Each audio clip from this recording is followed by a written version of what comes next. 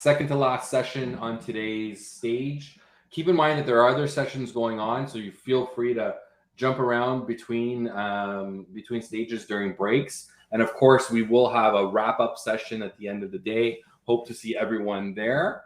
To continue all of the great content we've been listening to so far, we have Alvaro Soto. He is the Director of Product Management at Procore. And Alvaro believes that your UX team should actually lead the willingness to buy research at your organization. And I'm interested to hear more about this, Alvaro. Please tell us more. Yeah, of course. So my background is in product in design in UX. I started as a UX designer, UX strategist at IBM, but then I quickly transitioned into data and product management. And at Procore, I'm leading the growth team. And one of the things that we've really been pushing for is that instead of hiring external firms, UX and product should get more comfortable discussing revenue and owning revenue targets.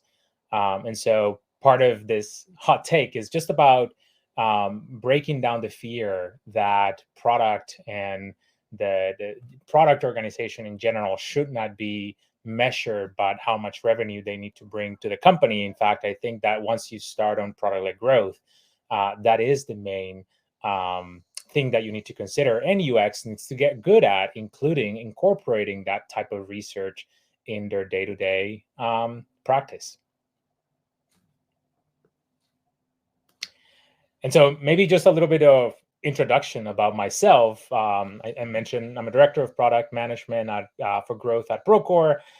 Something interesting is that I own a restaurant, a chicken takeout restaurant here in Austin, Texas. And we're just about to open. So it's a little bit of the entrepreneur side. I own that with my husband, and we're pretty excited about that. But owning restaurants is a completely different type of business than technology. So yeah, I hope that with this presentation, what I convince teams is that, hey, if you already have a UX team, that's great. If you just have your product managers and your designers, they can be equipped to asking the right questions and to conduct the type of research that you need to start understanding if the products you're building are not just delivering value to those customers, but that they're actually going to convert those customers into paying customers, which is ultimately what we want. All right, so where did it start? It started because when we were doing willingness to buy here at Procore, prior to this research, we had hire organizations to come and do the same thing. And there's a lot of work that these organizations do, and they come back with a report that says, hey, here's how much you need to charge, and here are the features that you need to offer. But that gets stale pretty quickly. First of all, it's really hard to disseminate that information on your product team and for them to actually own the information and act on that information. And so not only you have spent a lot of money, but if you don't do the work of transferring that information to your product team so that they internalize it, that entire research that your outside firm did is just not going to work. So the best thing to do is to empower your product team to actually understand how to ask questions to customers so that they can understand if they're delivering value, those products that you're building, but also if your customers are willing to pay for that value. So first, UX and product don't have the expertise to discuss money with customers. I think that is something that we should just forget. We all should have the expertise, and you don't really require expertise. The question is pretty straightforward. Would you purchase this if we deliver the value that you're expecting? The second one is building something customers need is better or greater than focusing on building something customers are willing to pay for. I'm generalizing, saying that many product teams or UX teams will say that is a fact, that they're just concerned about delivering value and that the money will come in some other way. And it's just the sales organization who needs to deal with that. But I think that's something that we also need to debunk, right? Like, I think building value is not enough. Building products that customers are willing to pay for is what we're here to do. And then the third one, which I was explaining, is that an external firm can produce better insights. They may have the tools to produce more sophisticated information and gather at the beginning insights that may have more backing in data or whatever methodology they're doing. But at the end of the day, the problem with research is that if it doesn't transfer to action, then what good is that research for? And the problem with a lot of these big deliverables that third-party firms have is that they're really hard to consume and to operationalize. All right. So in short, product and UX need to be responsible for revenue targets in PLG world.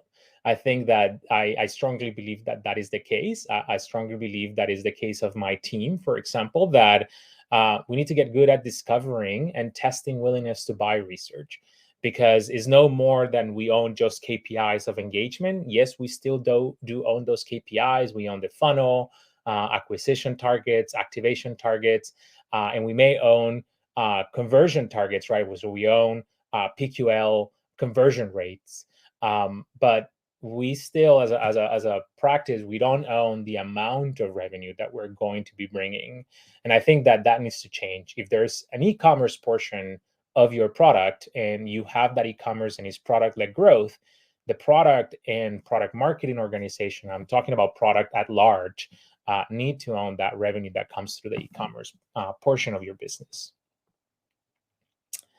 And so in practice, what does this look like? The product team can partner to discover the customer willingness to buy, to pay with 3 tactics.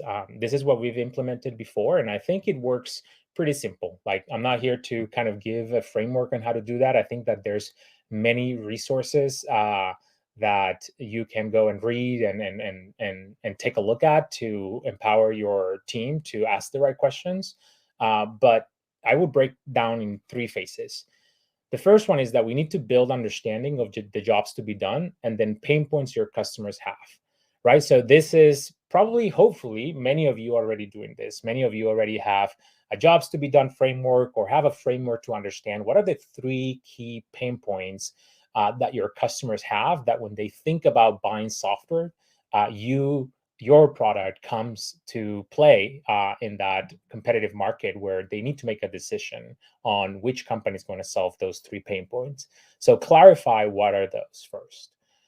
Then the second thing is create fake door tests with a call to action to join a wait list, right? So once you identify those 3 pain points, what you're going to be doing is you're going to start understanding whether your customers, if you solve those 3 pain points, you're going to be in meetings and you're going to create surveys, or you're going to create one-on-ones, interviews, when you're going to ask, hey, we understand that these are your pain points.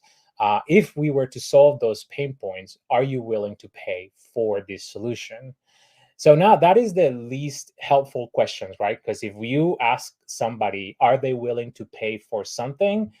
The answer that they give is probably not the one that they will take once they are actually about to swipe the credit card.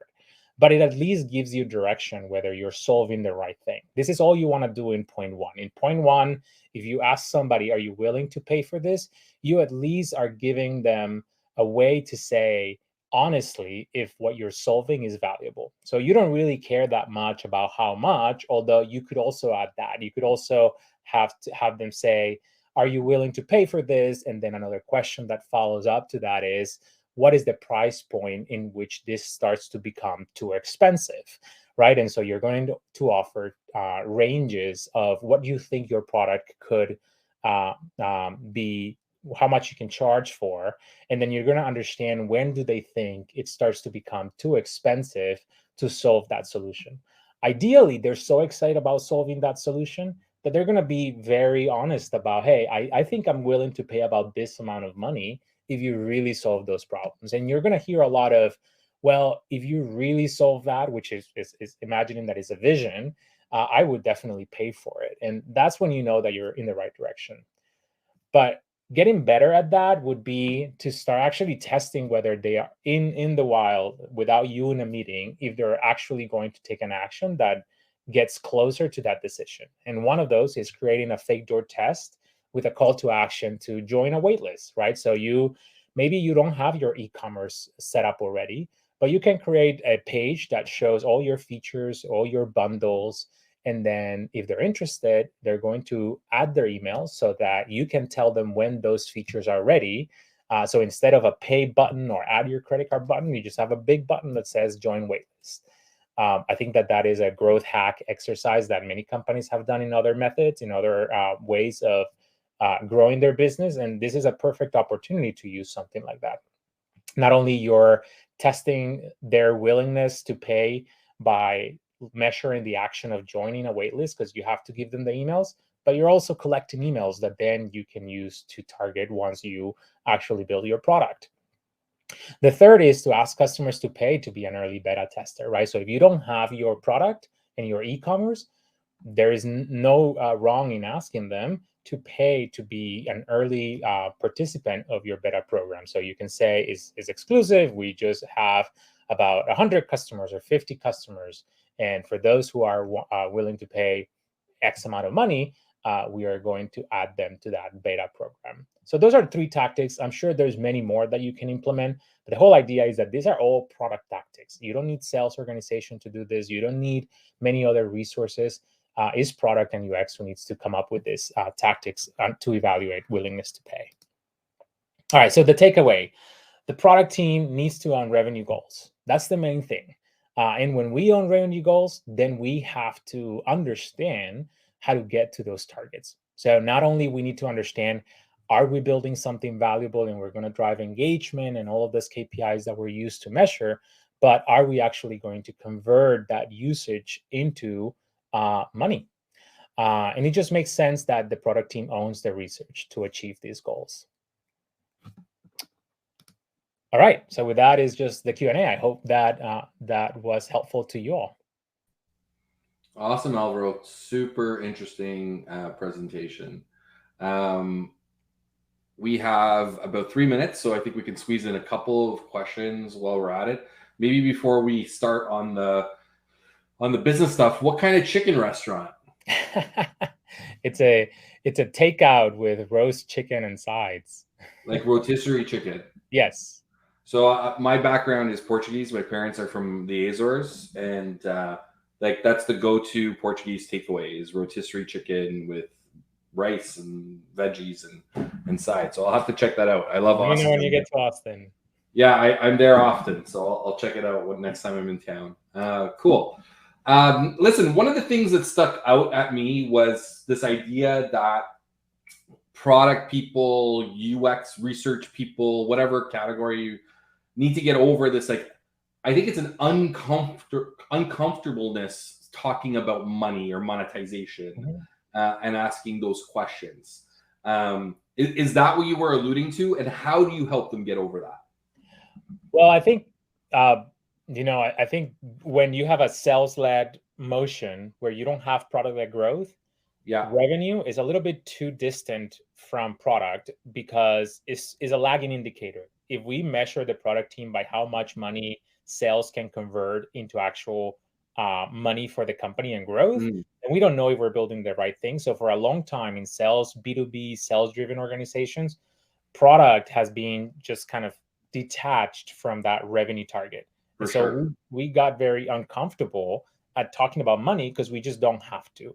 But when you introduce product-led growth, then now you have to switch that mentality, because if you've worked all your career in a B2B environment, sales-led environment, and now you're asking those same UX teams, those some product teams to now go and talk about money and own money, it is an uncomfortable conversation with customers because they think that, or we think that that's not what we're there to do. And so we just don't know how to ask those questions. And we have a fear that if we ask that question, the customer is just not going to respond, or is just going to not be honest about that answer. For sure.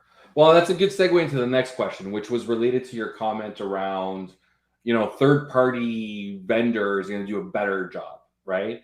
And I think that really falls into, there's kind of 2 reasons that people default to that. One is to get over this uncomfortableness that we just discussed. 2 is an idea that like they know how to do research better, or that's their expertise. And like, I'm not necessarily like a research person. I don't know how to write questions that aren't, leading or biased. Do you think that's one of the reasons? And again, how do you like get your organization to get over that?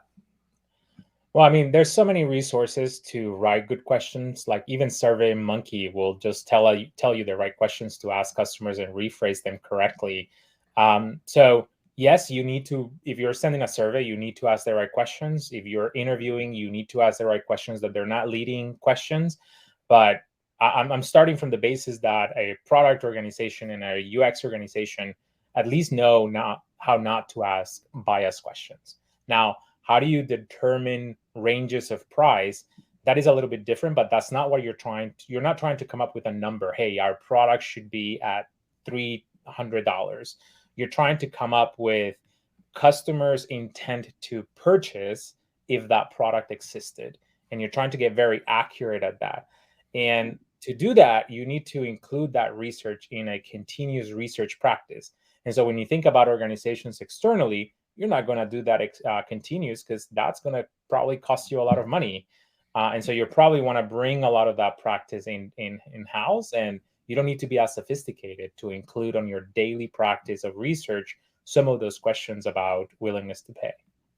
For sure. Alvaro, we're at time. For everyone listening, if you work in the construction industry, if you're a general contractor, subcontractor, or know anybody in that business, definitely go check out procore.com. Killer solution, leader in that space, I believe. So that's easy. If folks listening want to connect to you, Alvaro, what's the best way to do that? LinkedIn. It will probably be, I'd say Twitter, but I'm not really active on Twitter. So if you want to reach out to me, just send me a message on LinkedIn. And I'm pretty quick at responding there. Cool. Alvaro, thank you so much. Really appreciate it. Speakers like you make all the difference to making Hot Takes Live a success. For everyone listening, one more killer session. And you're going to learn about taking competitive intelligence beyond feature comparison. That's not the end all be all. And we're going to learn all about that in about 3 to 4 minutes. So hold tight. We'll be right back. Alvaro, thank you so much. Thank you, Gary. Thank you, everyone, for listening.